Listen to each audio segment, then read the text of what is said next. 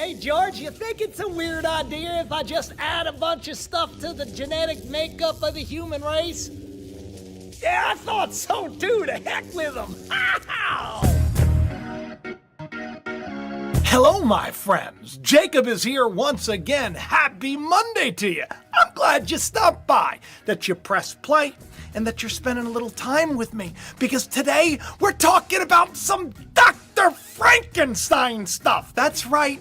Yeah, NASA. They created something that they shouldn't have created. They meddled where they shouldn't have meddled.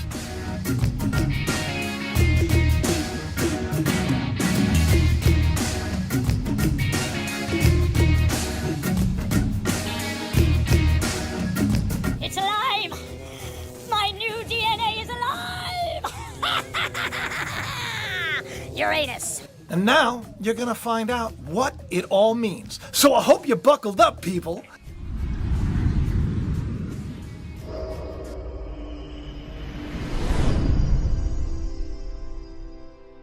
All right, you saw the title, right? You saw the thumbnail. Got you here. And if you're new to the channel, do please subscribe. I don't know, I'm pointing there. I don't know where the subscribe is. Click on it, become a family member or a friend or whatever, a visitor. I don't care. I'm just glad that you're here, and I hope that you stick around. It's important. Make sure you share and you like and you do all that stuff too.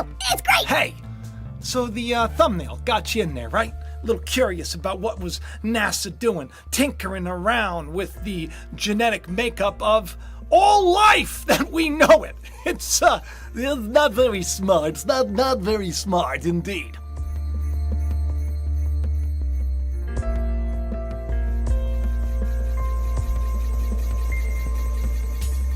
Reminds me of a movie, okay? I saw this movie on Netflix. It's called Titan.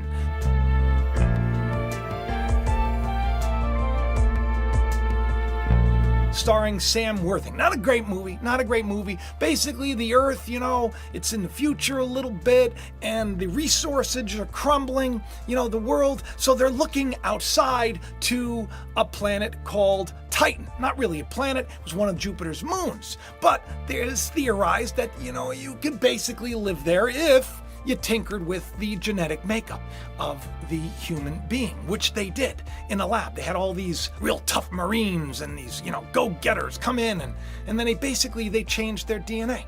And they turned out to be like murderous monsters. It was pretty spooky, right?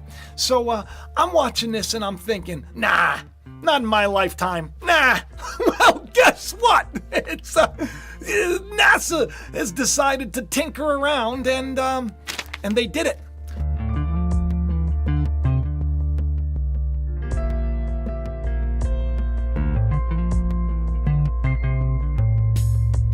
They created a DNA molecule that has double the information. Yeah, than ours. That's right. This isn't the first time that this has happened, okay? So look, let me give you a little history lesson. Biology 101, right? One of the first things you learn is that the genetic code, it consists of 3 letters. The letters are A, T, C, and G. Each of those represent a chemical building block that then helps to create life and everything that we know. Everything, right? It's all connected there.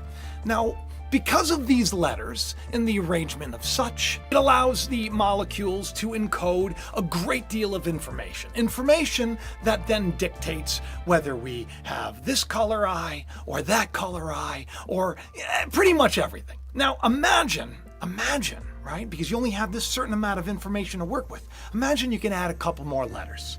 A little good analogy, right? A good analogy would be, say, you're playing Scrabble and you get the alphabet, right? Now they add, say, another, they give you double the amount of letters. Double new letters that you never worked with before. So imagine the words that you could come up with. Imagine the worlds you could come up with. Imagine the superpowers that you could get if you had more information to work with. So let me read this to you, because this is a real thing. Okay, NASA-funded research creates DNA molecule to aid in the search for alien life. They're doing this because they decided that this would be helpful, right? And it proves now that life can exist here and it can have alien DNA inserted in, stuff that doesn't belong there. And now they have it up and running. and it's capable of storing information. It is capable of then creating a new form of life. Although they're not saying that it is new life, but it would have a lot more to work with than us, right? So this is smart thinking. I mean, maybe it is. I don't know. I just like to, I see movies like Titan, and I think probably not a good idea. Probably not a good idea. In this research breakthrough funded by NASA, scientists have synthesized a molecular system that DNA, like DNA, can store or transmit information. This unprecedented feature suggests that it could be an alternative to DNA-based life, another kind of life. That's right? It's Frankenstein, right? I'm not joking, right? Am I joking? Come to life, my monster! Come to life! Yeah. A new system, a new genetic system that can exist now. That's right. It has like double the amount. So instead of those 4 letters that I told you about, they got 8 letters. 8 letters to work with. They call it Hachi, which means 8, Moji, which means letter, right? Hachimoji. That's what they're calling this thing. It even has a Wikipedia page now.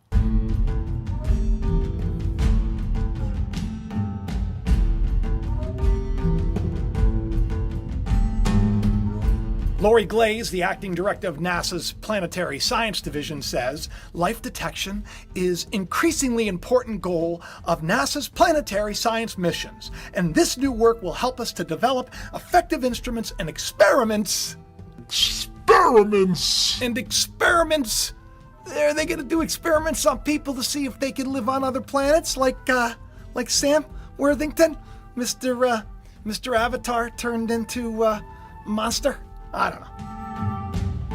So they're thinking that, other aliens, they may have a different genetic makeup, so we might as well, let's create aliens here. Let's create alien DNA here so then we can better understand alien life on other planets from what we know. This sounds great, right? The synthetic DNA includes the 4 nucleotides, all those letters I was telling you about, but also 4 others that mimic the structures of informational ingredients that are irregular to DNA. They're different. The result is a double helix structure that can store and transfer information. That's big. That's big. Stephen Banner and his team, they were working on this in collaboration with the University in Texas in Austin, Indiana University Medical School in Indianapolis, and DNA Software in Ann Arbor, Michigan. They all worked together, and they dubbed this, as I said, Hashimoji. Isn't that funny? I just did the Emoji movie with the demons, the spooky monsters. I'm not saying they're creating spooky monsters, but it sounds like Dr. Frankenstein. A little bit. Scientists have much more to do on the question of what other genetic systems could serve as the foundation for life and where such exotic organisms could be found. However, the study opens the door to further research on ways life could structure itself in environments that we consider inhospitable, like Titan. You see what I mean? It's called predictive programming. That's what it's called. You ever hear of it? They do these movies, these TV shows, and everything, and they get you ready because they're already doing it. Because, the truth is, back in 2012, they did this too. Could you imagine what you could do if you had more information to work with? I wonder. I guess we're going to find out from NASA. And I'm glad that you're here. Trying to keep this one short today. I hope that it meant something to you. I hope that you're, not too concerned about NASA's Dr. Frankenstein project that they just concluded and is now very successful, which I'm sure you're going to hear about it. I'm surprised other people haven't gotten on it, but it's weird. It's weird. And I love each and every one of you. I hope you do subscribe. I hope you share it around, check the bell, and do all that stuff. And I'll see you again very, very shortly. Maybe not this Tuesday, but soon after that. I love each and every one of you, and I'll talk to you soon. Bye-bye.